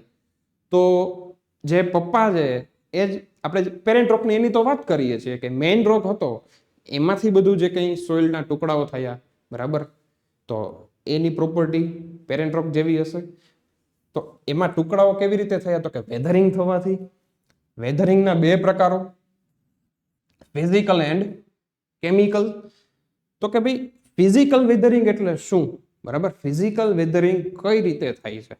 તો અહીંયા તમે જોઈ શકો છો ક્વેશ્ચન્સ અહીંયાથી કદાચ પૂછાઈ શકે છે કે ભાઈ by water, by air or by glacier. મતલબ કે જેટલા નેચરલ એજન્ટ્સ છે, બરાબર, પાણી, એર, ગ્લેશિયર, જો આના પ્રેશરના કારણે કાંઈ પણ રોકની પ્રોપર્ટીમાં ચેન્જ આવે, બરાબર, એનું જે ડિસઇન્ટિગ્રેશન થાય તો એને આપણે શું કહીએ છીએ? ફિઝિકલ વેધરિંગ, બરાબર. આવા ફિઝિકલ એજન્ટથી, આ બધા ફિઝિકલ એજન્ટ કહેવાય, વોટર, એર, ગ્લેશિયર. આના પ્રેશરના કારણે જે કાંઈ વેધરિંગ થાય છે that is known as physical weathering, બરાબર. એવી જ રીતે કેમિકલ વેધરિંગ. તો કે કેમિકલ વેધરિંગમાં શું હોય? તો કે કેમિકલ વેધરિંગમાં કેમિકલ રિએક્શન થતું હોય, બરાબર, જેવું નામ, બરાબર. હવે માની લો તમને એક્ઝામમાં એવો ક્વેશ્ચન આવી જાય કે ભાઈ કેમિકલ રિએક્શન થતું હોય, બરાબર, તો એને કયું વેધરિંગ કહેવાય? આવું તમે કદાચ જોઈ શકો તો એમાં કેમિકલ વેધરિંગ જ આવે, પછી ફિઝિકલ વેધરિંગ ના લખવાનું હોય, ત્યાં એ ટીક ના કરવાનું હોય, બરાબર. તો જોઈ શકો છો chemical reaction between earth mass and surrounding, મતલબ સોઇલમાં જ્યારે કેમિકલ રિએક્શન થાય છે અંદર રહેલા મિનરલોનું અને જે ડિસઇન્ટિગ્રેશન થાય that is known as, that weathering is known as chemical weathering, બરાબર. અહીંયા તમે જોઈ શકો છો ફિગરમાં કે ભાઈ કોઈ પણ રોક છે એમાં ક્રેક પડેલી હોય, જનરલી વોઇડ્સ હોય, બરાબર.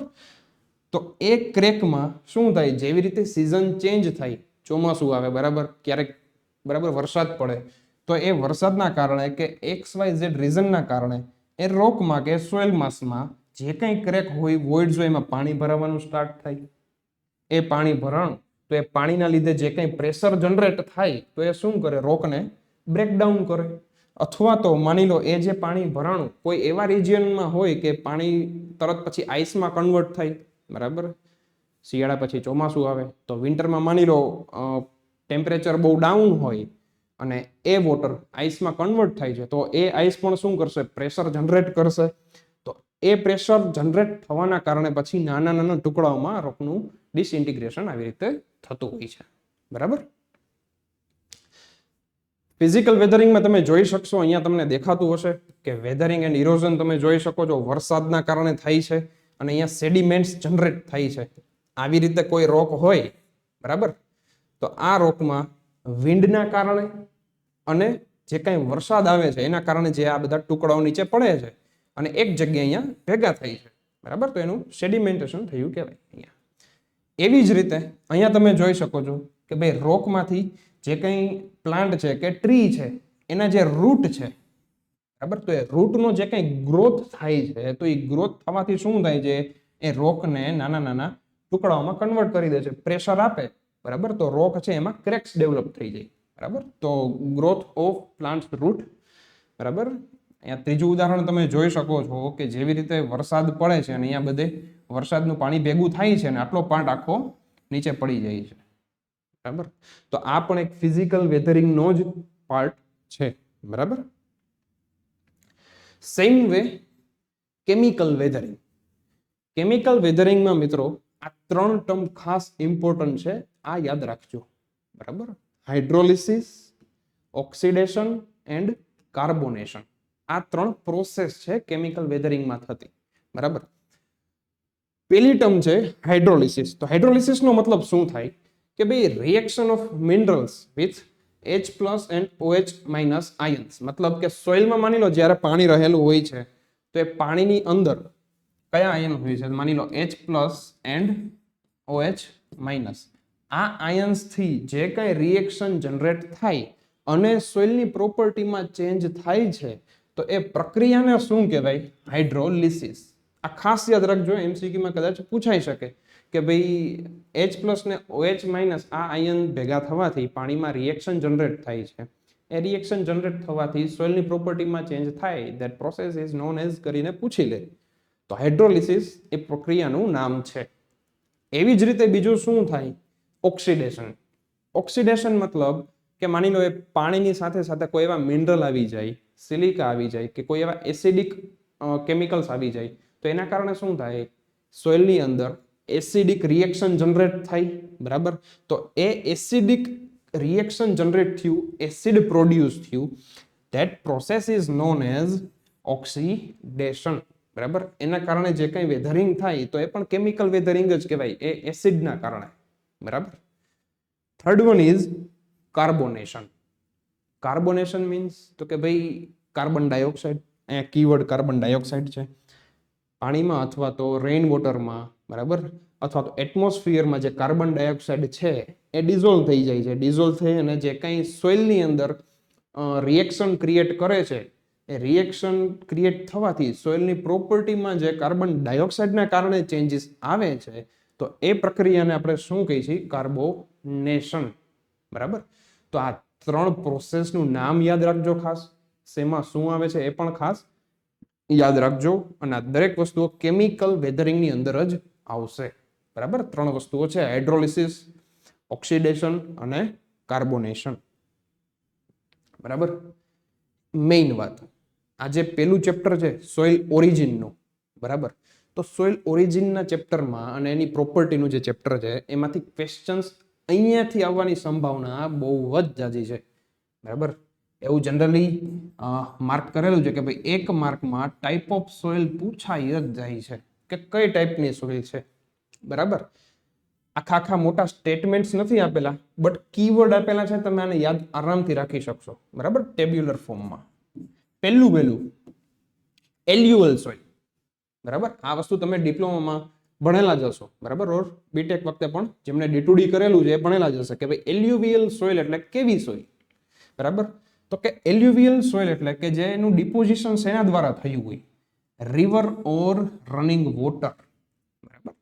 રિવર દ્વારા, બરાબર, જે કંઈ સોઇલનું ફોર્મેશન થાય, ડિપોઝિટ થાય સેડિમેન્ટ્સ રિવર દ્વારા, તો એ ટાઈપની સોઇલને આપણે શું કહીએ છીએ, એલ્યુવિયલ સોઇલ, બરાબર. આ ખાસ ટર્મ યાદ રાખજો, એક માર્કમાં ડાયરેક્ટલી પૂછાઈ જાય છે કે soil deposited by river is known as, 4 option આપેલા હોય, એલ્યુવિયલ, એઓલિન, ગ્લેશિયર, કોલ્યુવિયલ સોઇલ, બરાબર. તરત યાદ આવવું જોઈએ કે રિવર દ્વારા જે કંઈ સોઇલ ફોર્મ થાય that is known as alluvial soil.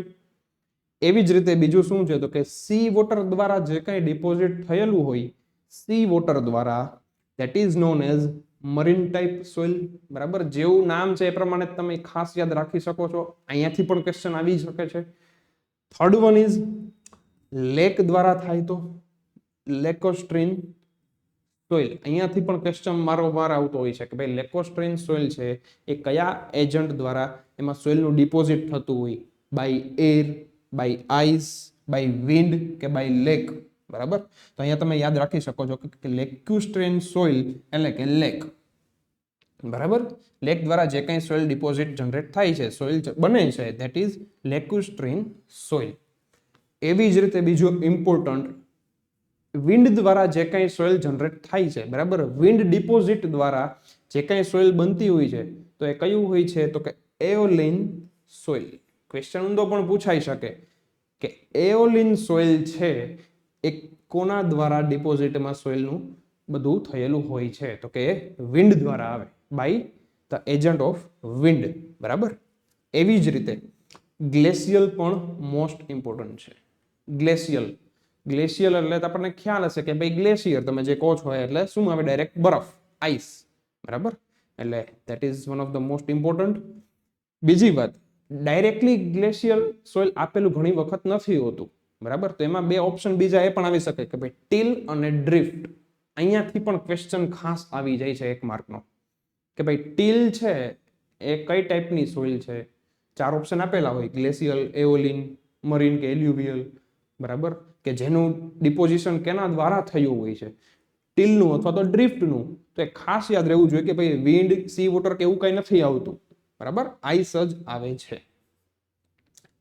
એના પછી કોલ્યુવિયલ સોઇલ.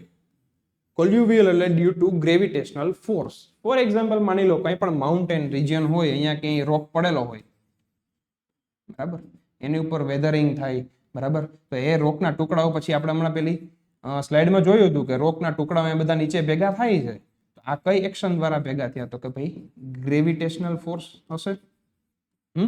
ગ્રેવિટીથી જો એ રોક તૂટે છે, બરાબર, અને નીચે ક્યાંય એના સેડિમેન્ટ્સ ભેગા થાય છે અને અહીંયા કોઈ નવી સોઇલ બને છે, તો ડ્યુ ટુ ગ્રેવિટેશનલ ફોર્સ જે કાંઈ જનરેશન સોઇલનું થાય છે, that is known as colluvial type soil.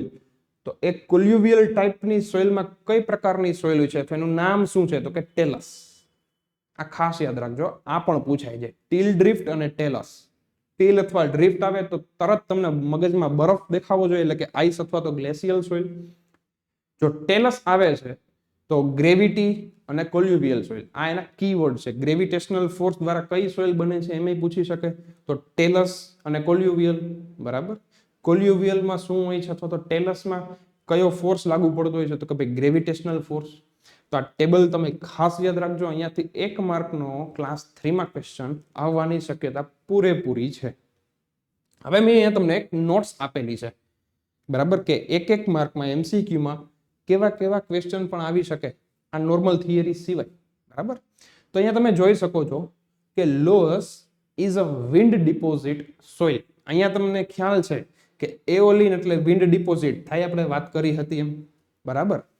તો જેમ ગ્લેશિયલ સોઇલમાં ટીલ અને ડ્રિફ્ટ છે, કોલ્યુવિયલમાં ટેલસ છે, તો એલ્યુવિયલ સોઇલ માટે શું છે, લોસ, બરાબર. તો લોસ ટાઈપની સોઇલ એ વિન્ડ ડિપોઝિટ દ્વારા થાય છે. આ વસ્તુ 1 માર્કમાં ખાસ પૂછાઈ શકે છે. એ ખાસ યાદ રાખજો કે લોસ ટાઈપની સોઇલ એટલે કે વિન્ડ ડિપોઝિટ. વિન્ડ ડિપોઝિટ એટલે કઈ થઈ, તો કે એલ્યુવિયલ ટાઈપ સોઇલ. એની પ્રોપર્ટી શું છે એ પણ પૂછાઈ જાય છે. તો કે એની પ્રોપર્ટી શું છે, તો કે લો ડેન્સિટી, હાઈ કમ્પ્રેસિબિલિટી. મતલબ તો કે એની ડેન્સિટી બહુ ઓછી હોય છે, હવે બેઝિકલી આપણને આઈડિયા હશે જ કે ભાઈ માની લો વિન્ડ ડિપોઝિટ છે, એઓલિન સોઇલ છે, તો એઓલિન સોઇલ વિન્ડ ડિપોઝિટમાં શું હોય તો કે ભાઈ જે કંઈ સોઇલ છે એનું વિન્ડ દ્વારા મીન્સ એક જગ્યાએથી ઉડીને બીજી જગ્યાએ પથરાય છે. હવે ક્યારે ઉડી હશે? ડેન્સિટી વધારે હોય તો કે ઓછી હોય તો? ઓછી હોય તો જ ઉડે ને, બરાબર? એટલે ક્વેશ્ચન અહીંયાથી પણ જનરેટ થાય કે નીચેનામાંથી કઈ ટાઈપની સોઇલની ડેન્સિટી લો હોય. અલગ અલગ ઓપ્શન્સ આપેલા હોય તો ખાસ યાદ રાખવું, લોસ ટાઈપની સોઇલ અથવા તો એઓલિન સોઇલ, બરાબર? અને એ ટાઈપની સોઇલની કમ્પ્રેસિબિલિટી વધારે હોય છે, બરાબર? એને કમ્પ્રેસ વધારે કરી શકાય છે, એની ઉપર પ્રેશર વધારે આપી શકો છો કારણ કે એની ડેન્સિટી જ ઓછી છે, બરાબર? જો ડેન્સિટી ઓછી હોય તો એની કમ્પ્રેસિબિલિટી વધારે હોય, બરાબર? તો 1 માર્કનો ક્વેશ્ચન તમારો અહીંયાથી પણ નીકળી શકે છે કે હાઈ કમ્પ્રેસિબિલિટી અને લો ડેન્સિટી ધરાવતી સોઇલ નીચેનામાંથી કઈ છે? તો કે લોએસ ખાસ કરીને આપણે યાદ રાખીશું, બરાબર?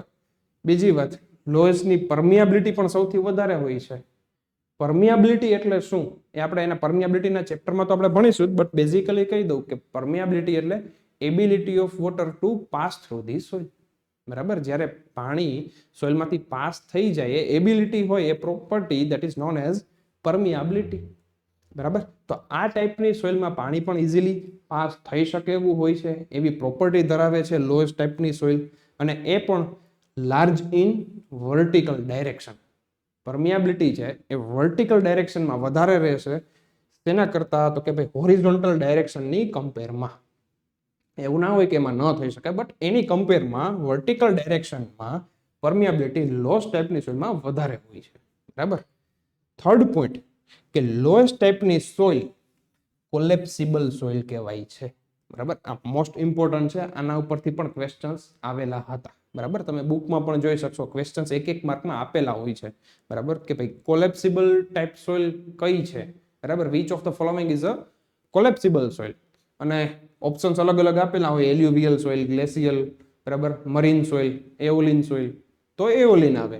હવે એઓલિન નથી લખ્યું, લોસ લખ્યું છે, બરાબર?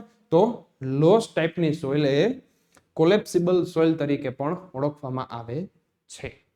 કોલેપ્સિબલનો અહીંયા મતલબ શું થાય તો કે ભાઈ ચેન્જ ઇન પ્રેશર, બરાબર? અથવા તો તમને કંઈક કોન્સ્ટન્ટ પ્રેશર આપેલું છે તો એ પ્રેશરમાં આપતા જ જો તમારા વોલ્યુમમાં ચેન્જ વધારે થાય છે, બરાબર? પ્રેશર આપતા જો ચેન્જ ઇન વોલ્યુમ તમને જાજુ જોવા મળે છે, એનો મતલબ એને કમ્પ્રેસ જાજુ કરી શકતા હશો, કમ્પ્રેસ જાજુ કરી શકો છો એટલે તો હાઈલી કમ્પ્રેસિબલ કહેવાય છે, જાજુ પ્રેશર આપી શકો છો. હવે પ્રેશર ખમી ન શકે તો કોલેપ્સ થઈ જાય, ધેટ ઇઝ વાય આપણે એને કહીએ છીએ કોલેપ્સિબલ સોઇલ, બરાબર? તેથી જ એમાં અહીંયા દેખાય છે કે ચેન્જ ઇન વોલ્યુમ તમને જાજુ જોવા મળે છે, બરાબર? ચેન્જ ઇન વોલ્યુમ અહીંયા વધારે હશે, બરાબર? એ પછી અહીંયા જોવા જઈએ તો કે બીજી પણ ઘણી બધી ટાઈપની સોઇલ આપેલી હોય છે, બરાબર? ક્લાસ 3 લેવલે તમને આ ટેબલમાંથી પણ 1 માર્કનો કે 2 માર્કના ક્વેશ્ચન્સ પૂછાઈ શકે છે, અને બહુ બેઝિક્સ જ છે. અહીંયા કંઈ બીજું ડિટેલમાં નથી આપ્યું, બરાબર? પેલું જે ઇન્ટ્રોડક્શનનું ચેપ્ટર છે તો આમાંથી કંઈ બીજા ડિટેલમાં ક્વેશ્ચન્સ આવતા નથી. તો અહીંયા પણ તમે જોઈ શકો છો કે અલગ અલગ ટાઈપની સોઇલ આપેલી છે. પહેલી વેલી બ્લેક કોટન સોઇલ, બરાબર? ક્વેશ્ચન્સ કઈ રીતે પૂછાઈ શકે છે ખાસ ત્યાં જ ફોકસ કરજો. આપણે અહીંયા આ ચેપ્ટરમાં ઇન્ટ્રોડક્શનમાં જ બ્લેક કોટન સોઇલ ઉપર પીએચડી નથી કરવાનું, બરાબર? ક્લાસ 3 લેવલે પૂછાઈ શકે કે ભાઈ બ્લેક કોટન સોઇલમાં કયા મિનરલ્સ વધારે હોય છે, અથવા તો નીચેનામાંથી કઈ સોઇલમાં ક્લે મિનરલ્સ વધારે હોય, બરાબર? ઊંધો ક્વેશ્ચન પણ આવી શકે. તો કે બ્લેક કોટન સોઇલમાં તમને જનરલી ખ્યાલ જ હશે, જે ખેતરમાં માટી જોવા મળે છે, ખેતરમાં જે જમીન હોય છે, બરાબર? એ તમે એને બ્લેક કોટન સોઇલ કહી શકો છો, બરાબર? તો બ્લેક કોટન સોઇલમાં સૌથી વધારે શેનું પ્રમાણ હોય છે તો કે ક્લેનું, બરાબર? બીજી વાત, બ્લેક કોટન સોઇલની બેરિંગ કેપેસિટી ખૂબ જ ઓછી હોય છે, બરાબર? જે લોડ ખમવાની જે કહીએ ને તાકાત, બરાબર, એ ખૂબ જ ઓછી હોય છે, બરાબર? શેના કારણે તો કે તમે અહીંયા જોઈ શકો છો કે એનું હાઈ સ્વેલિંગ શ્રિંકિંગ થાય છે.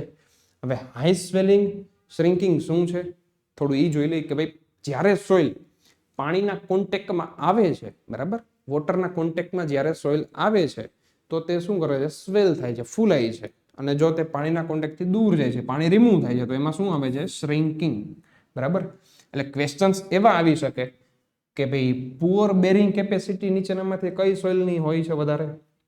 હાઈ સ્વેલિંગ અને હાઈ શ્રિંકિંગ શેમાં જોવા મળે છે સૌથી વધારે? તો બ્લેક કોટન સોઇલ શબ્દ ડાયરેક્ટલી મગજમાં ક્લિક થવો જોઈએ, બરાબર? હવે હાઈ સ્વેલિંગ એટલે ફૂલવવું, તો એના કારણે એને એક્સપાન્સિવ સોઇલ પણ કહેવાય છે. અહીંયા એક્સપાન્સિવ નો મતલબ એવો નથી કે મોંઘી સોઇલ, બરાબર? એ મોંઘી નહીં, બટ ફૂલાય છે, બરાબર? સ્વેલ થાય છે એટલે આને એક્સપાન્સિવ સોઇલ પણ કહેવાય છે, બરાબર? હવે એ એક્સપાન્શન શેના કારણે થાય છે, બરાબર? આ સ્વેલિંગ થાય છે શેના કારણે થાય છે? તો કે ડ્યુ ટુ મોન્ટેમોરિલોનાઇટ, બરાબર, મિનરલ. આ જે મોન્ટેમોરિલોનાઇટ નામનું મિનરલ છે એ બ્લેક કોટન સોઇલમાં સૌથી વધારે આપણને જોવા મળે છે, બરાબર? ક્લેમાં આનું કન્ટેન્ટ સૌથી વધારે હોય છે. જે હાઈ સ્વેલિંગ અને હાઈ શ્રિંકિંગ થાય છે એ શેના કારણે થાય છે? તો કે આ મિનરલના કારણે જ થાય છે. એટલે ક્વેશ્ચન એવો પણ આવી શકે કે ભાઈ હાઈ સ્વેલિંગ ને શ્રિંકિંગ કયા મિનરલના કારણે થાય છે? તો એ પણ તમને યાદ હોવું જોઈએ કે મોન્ટેમોરિલોનાઇટ નામનું જે મિનરલ રહેલું હોય ક્લેમાં, બરાબર, એ જ આ હાઈ સ્વેલિંગ કરાવી શકે છે, બરાબર? પુઅર બેરિંગ કેપેસિટી એટલે એવી જ રીતે એની શિયર સ્ટ્રેન્થ પણ ઓછી જોવાની છે. એવું તો ન થાય કે બેરિંગ કેપેસિટી પુઅર હોય અને શિયર સ્ટ્રેન્થ વધારે હોય, બરાબર? એવું શક્ય નથી. એની સ્ટ્રેન્થ કયો, તાકાત કયો, બેરિંગ કેપેસિટી કયો, બરાબર? આવું બધું થતું હોય હાઈ સ્વેલિંગ શ્રિંકિંગ, તો બ્લેક કોટન સોઇલની બેરિંગ કેપેસિટી અને શિયર સ્ટ્રેન્થ હંમેશા લો જ હોય છે, બરાબર? બેઝિકલી જ્યારે આ ચેપ્ટર આવશે બેરિંગ કેપેસિટીનું કે પછી શિયર સ્ટ્રેન્થનું, ત્યારે આ વિશે વધારે ચર્ચા કરશું કે કેમ આ ટાઈપની સોઇલમાં આવું બધું થતું હોય છે. નેક્સ્ટ જોઈએ લેટેરાઇટ સોઇલ, બરાબર? લેટેરાઇટ સોઇલ ઉપરથી 1 માર્કનો ક્વેશ્ચન ડાયરેક્ટલી એવો આવી જાય છે કે નીચેનામાંથી કઈ સોઇલ રેડ ઓર પિંક કલરની હોય છે, બરાબર? આપણે જનરલી તમે ક્યાંય જોયું હશે કે લાલ કલરની કે પિંકિશ, બરાબર, એ ટાઈપની સોઇલ ક્યાંક તમે જોઈ હશે, બરાબર? તો જનરલી જે રેડ કલર ઓર પિંક કલરની માટી હોય એ ટાઈપની સોઇલ હોય, જે શેના કારણે થાય છે? તો કે આયર્ન ઓક્સાઇડ. તો એને કઈ ટાઈપની સોઇલ કહેવાય? લેટેરાઇટ સોઇલ, કે જેની અંદર આયર્ન ઓક્સાઇડનું પ્રમાણ વધારે હોય છે. 1 માર્કમાં આયર્ન ઓક્સાઇડનો પણ ક્વેશ્ચન આવી જાય છે કે લેટેરાઇટ સોઇલમાં રેડ ઓર પિંક કલર થવા પાછળનું કારણ શું છે? તો કે એના પાછળ આયર્ન ઓક્સાઇડ જવાબદાર છે. તો 1 માર્કમાં એ પણ ખાસ યાદ રાખજો. એ પછી છે ડેઝર્ટ ટાઈપ સોઇલ, બરાબર? આમાં કઈ મોટું બીજું કઈ જોવા જેવું છે નહીં. ડેઝર્ટ ટાઈપ સોઇલ એટલે કે સેન્ડ ડ્યુન્સ, જે આપણને ખ્યાલ છે કચ્છ છે કે પછી રાજસ્થાનમાં જોવા મળે છે, બરાબર? રેતીઓના ઢગલા કહીએ આપણે, બરાબર? ડેઝર્ટ એટલે ડાયરેક્ટલી મગજમાં રેતી જ યાદ આવી જોઈએ, બરાબર? તો ડેઝર્ટ ટાઈપની સોઇલ એટલે કે રેતી રાજસ્થાનમાં અને એમાં જોવા આપણને મળતી હોય છે. તો એ કેવી હોય? નોન પ્લાસ્ટિક અને હાઈલી પરવિયસ. મતલબ નોન પ્લાસ્ટિક, નોન પ્લાસ્ટિકનો મતલબ શું થયો? કે ભાઈ ચીપચીપી નથી. આપણને ખ્યાલ છે માટી હોય તો એને આપણે પ્લાસ્ટિક નેચરની કહી છે, તો એનું ઓપોઝિટ એટલે કે નોન પ્લાસ્ટિક, બરાબર? એક એક દાણા તમને રેતીના અહીંયા દેખાય છે, જોઈન્ટ નથી હોતા, એમાં કોહેઝન નથી હોતું. ધેટ ઇઝ વાય એને આપણે નોન પ્લાસ્ટિક કહી છીએ. અને એ ટાઈપની સોઇલમાં, બરાબર, પરમિયાબિલિટી પણ હાઈ હશે, એટલે તો એને કીધું છે હાઈલી પરવિયસ, બરાબર? તો એ ટાઈપની સોઇલને આપણે ડેઝર્ટ સોઇલ કહી છીએ. લોમ એટલે શું? તો કે જ્યારે મિક્સચર બને છે શેનું? સેન્ડ, સિલ્ટ અને ક્લે. આના ઉપરથી પણ ક્વેશ્ચન આવી જાય છે કે નીચેનામાંથી કઈ સોઇલમાં સેન્ડ, સિલ્ટ અને ક્લેનું મિક્સચર જોવા મળે છે? ડાયરેક્ટલી યાદ આવવું જોઈએ કે લોમ ટાઈપની સોઇલ. આ ટાઈપની સોઇલ જનરલી કઈ જગ્યાએ યુઝ થતી છે? તો કે ભાઈ ગાર્ડનિંગમાં, બરાબર? ગાર્ડનિંગ કરવા માટે આ ટાઈપની સોઇલ જનરલી યુઝ થતી હોય છે, અથવા તો એના અલગ અલગ ઘણા બધા પર્પઝ હોઈ શકે છે, પણ મેઇનલી આ શબ્દ યાદ રાખજો, સેન્ડ, સિલ્ટ એન્ડ ક્લે, બરાબર? જ્યારે આ મિક્સચર આવે છે ત્યારે લોમ ટાઈપની સોઇલ જનરેટ થાય છે, બરાબર? એ પછી છે મરીન ટાઈપની સોઇલ, બરાબર? આપણે આની પહેલા જ જોયું હતું કે મરીન એટલે સી વોટર. સી વોટર દ્વારા જે કંઈ સોઇલ જનરેટ થતી હોય છે, સી વોટરમાં કઈ ટાઈપની તમને ખ્યાલ હશે, સોફ્ટ સોઇલ લખેલું છે. સોફ્ટ એટલે એની કંઈ બહુ બેરિંગ કેપેસિટી આપણને મળતી નથી અને હાઈલી પ્લાસ્ટિક. અહીંયા આપણે જોયું હતું નોન પ્લાસ્ટિક, અહીંયા જોયું આપણે હાઈલી પ્લાસ્ટિક. હાઈલી પ્લાસ્ટિક એટલે ક્લે, નોન પ્લાસ્ટિક એટલે રેતી, બરાબર? એના વિશેનો ડિટેલમાં આપણે કન્સેપ્ટ પછીના ચેપ્ટરમાં જોશું, પણ અહીંયા તમે જોઈ શકો છો કે સોફ્ટ એન્ડ હાઈલી પ્લાસ્ટિક એટલે ક્લે ટાઈપની સોઇલ હોય છે તો એ મરીન સોઇલમાં આવે છે, બરાબર, જેની શિયર સ્ટ્રેન્થ પણ ઘણી બધી ઓછી હોય.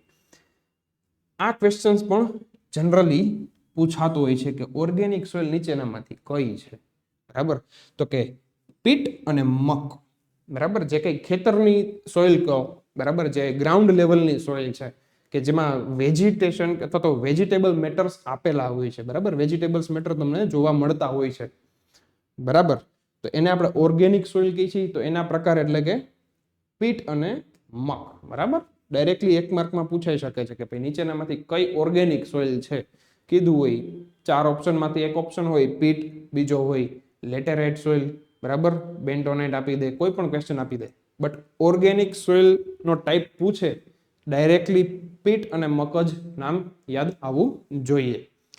એના પછી વાત કરીએ તો કે બેન્ટોનાઇટની, બરાબર, બેન્ટોનાઇટ છે એ પણ એક ટાઈપની ક્લે જ છે, બરાબર, અને બેન્ટોનાઇટમાં શેનું પ્રમાણ વધારે હોય, આની જેમ જ બ્લેક કોટન સોઇલની જેમ જ કે ભાઈ હાઈ પર્સન્ટેજ ઓફ મોન્ટેમોરિલોનાઇટ, બરાબર, અહીંયા પણ મોન્ટેમોરિલોનાઇટ બેન્ટોનાઇટની અંદર સૌથી વધારે જોવા મળે છે. અને શેનાથી ફોર્મ થાય છે તો કે વોલ્કેનિક એશના કારણે, બરાબર, વોલ્કેનિક એશ હોય એના કારણે તમે બેન્ટોનાઇટ ક્લે જોવા મળતી હોય છે, જેની અંદર હાઈ પર્સન્ટેજ ઓફ શું હોય છે, મોન્ટેમોરિલોનાઇટ મિનરલ. હવે તમે જ મને કહેજો કે મોન્ટેમોરિલોનાઇટ મિનરલ હોય તો એમાં શેના ચાન્સીસ વધારે હોય, હાઈ સ્વેલિંગ એન્ડ શ્રિંકિંગ, મતલબ કે એક્સપાન્સિવ સોઇલ, બરાબર. આ વસ્તુ ડાયરેક્ટલી ક્લિક થવી જોઈએ, ખાસ યાદ રાખજો. લાસ્ટ એક્ઝામ્સમાં પણ અહીંયાથી ક્વેશ્ચન્સ નીકળ્યા, બરાબર. આઈએમપી વસ્તુ તમને કઈ આપું કે ક્વેશ્ચન્સ ક્યાંથી નીકળે છે, બરાબર.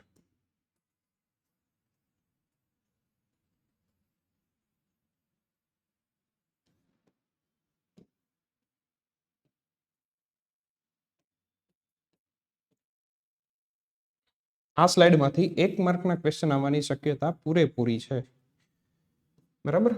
સૌથી પહેલા વાત કરીએ બ્લેક કોટન સોઇલમાંથી જો કોઈ ક્વેશ્ચન આવવાનો હોય, બરાબર, બ્લેક કોટન સોઇલમાંથી આ પોઈન્ટ ખાસ યાદ રાખજો, એક્સપાન્સિવ સોઇલ અને હાઈ સ્વેલિંગ અને હાઈ શ્રિંકેજ, બરાબર. એટલે ડાયરેક્ટલી તમને બ્લેક કોટન સોઇલ જ યાદ આવી જોઈએ, જેની અંદર શું હોય છે, શેના કારણે થાય છે, મેઇન તો એ મોન્ટેમોરિલો નાઇટ, બરાબર, જે હાઈ સ્વેલિંગ ને શ્રિંકેજ થાય છે, બેઝિકલી હાઈ સ્વેલિંગ ને બધું થાય છે, શેના કારણે થાય છે તો કે મોન્ટેમોરિલો નાઇટ મિનરલના કારણે થાય છે. આ વસ્તુ તમને યાદ રહે જ કે ભાઈ એની બેરિંગ કેપેસિટી હોતી નથી, શિયર સ્ટ્રેન્થ પણ હોતી નથી, બરાબર. નેક્સ્ટ ક્વેશ્ચન 1 માર્કનો અહીંયાથી આવી શકે છે, બરાબર, કે ભાઈ લેટેરાઇટ સોઇલમાં કયા કલર અથવા તો એમ કહી શકો કે કયો એજન્ટ હોય છે, બરાબર, એની અંદર શું હોય છે તો કે આયર્ન ઓક્સાઇડ, બરાબર. જે લેટેરાઇટ સોઇલની અંદર રેડ કલર જનરેટ થાય છે એની પાછળનું કારણ શું છે તો ક્વેશ્ચન તમારો અહીંયાથી નીકળી શકે છે, આયર્ન ઓક્સાઇડના કારણે, બરાબર.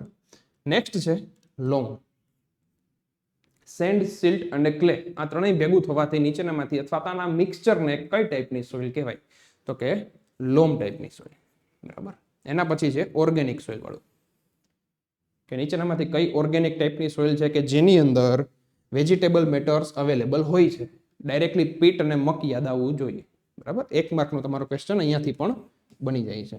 એન્ડ લાસ્ટ વન ઇઝ કે હાઈ પર્સન્ટેજ ઓફ મોન્ટેમોરિલોનાઇટ શેમાં હોય, બરાબર, અથવા તો કઈ સોઇલ વોલ્કેનિક એશમાંથી બને છે, બરાબર. તો આ ખાસ યાદ રાખજો કે બેન્ટોનાઇટ, બરાબર. ટાઈપ ઓફ સોઇલમાંથી આટલા ક્વેશ્ચન્સ આવી શકે છે.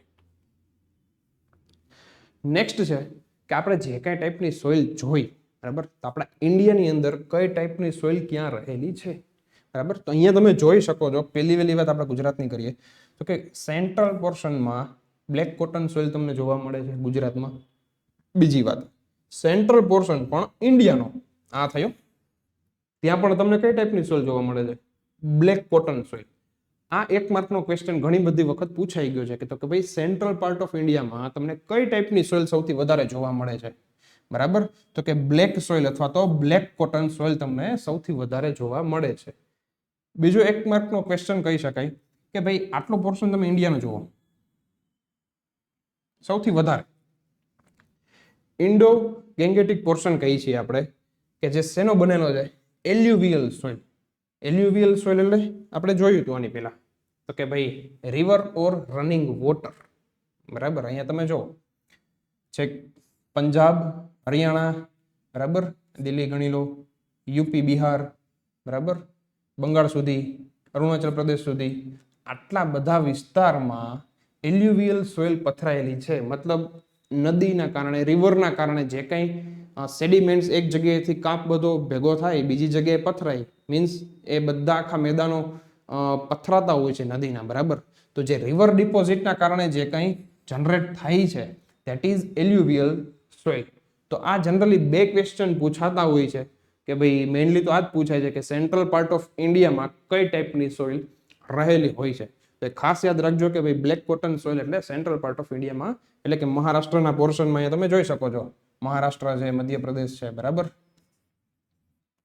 અહીંયા સેન્ટ્રલ પાર્ટ ઓફ ઇન્ડિયામાં બ્લેક કોટન સોઇલનું પ્રમાણ સૌથી વધારે જોવા મળે છે.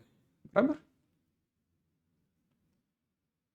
નેક્સ્ટ વસ્તુ કે લિથિફિકેશન.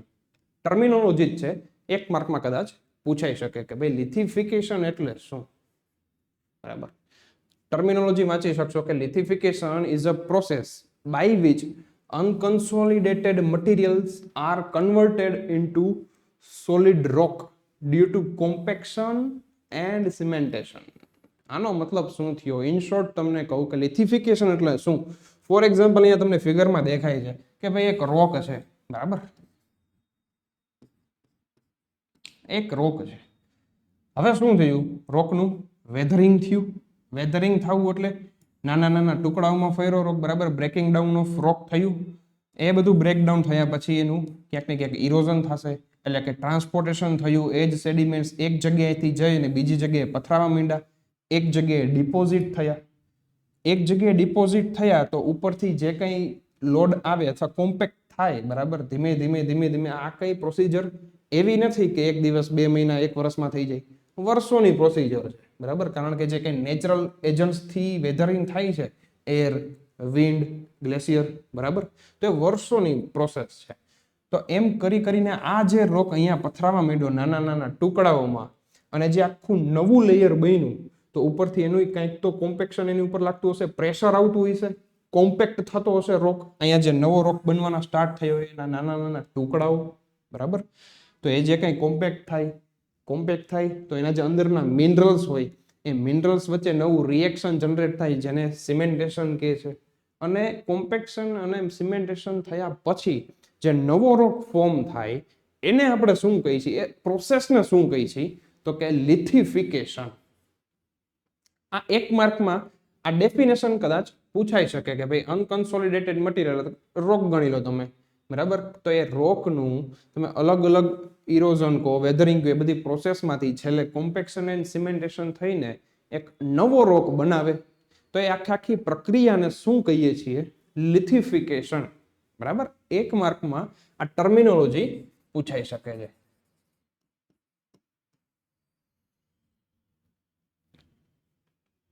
બરાબર, તો પહેલા લેક્ચરમાં આપણે અહીંયા સુધી જ રાખીએ મિત્રો. જે કંઈ પણ વિદ્યાર્થીઓને લક્ષ્યમ એકેડેમી થ્રુ આ બેચમાં જોડાવવું હોય છે તો એ વિદ્યાર્થી અહીંયા આપેલા મોબાઈલ નંબર ઉપર કોન્ટેક્ટ કરી શકે છે. આપણી એપ્લિકેશન પણ પ્લે સ્ટોરમાંથી ડાઉનલોડ કરી શકે છે. બરાબર, જે કોઈ વિદ્યાર્થી જોડાવા માંગે છે તો અહીંયા આપણે આ આપેલા નંબર ઉપર કોલ કરી શકે છે. બરાબર, તો અત્યાર સુધી આપણે અહીંયા સુધી રાખીએ. મને રજા આપો મિત્રો. Thank you very much. જય હિન્દ.